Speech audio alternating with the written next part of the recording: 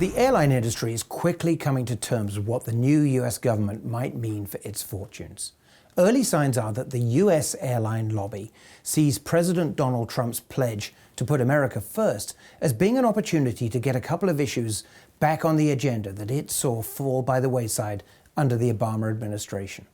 The country's three biggest carriers, United, American and Delta, are urging new Secretary of State Rex Tillerson to renegotiate open skies agreements with the United Arab Emirates and Qatar.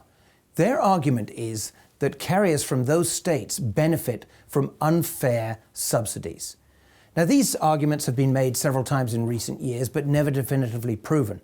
But all the while, carriers such as Emirates, Etihad and Qatar Airways have aggressively expanded. Meanwhile, the Airline Pilots Association is chiming in with its own complaints. It now wants the US government to revoke a permit that allows low-cost carrier Norwegian Air Shuttle to operate transatlantic routes to the US. But not all US carriers share the perspective of the major operators. Hawaiian, JetBlue, Atlas and FedEx have all opposed the call for open skies agreements to be renegotiated.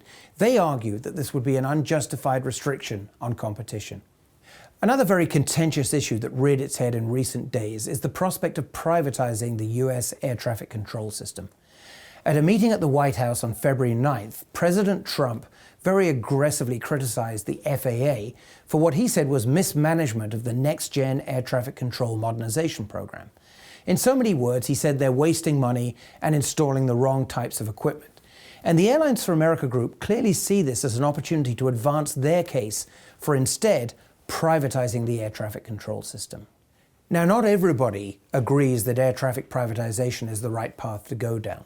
For example, the National Business Aviation Association, which apparently hasn't had any dialogue with the Trump administration yet, feels that a privatized air traffic control corporation would inevitably be dominated by the major airlines.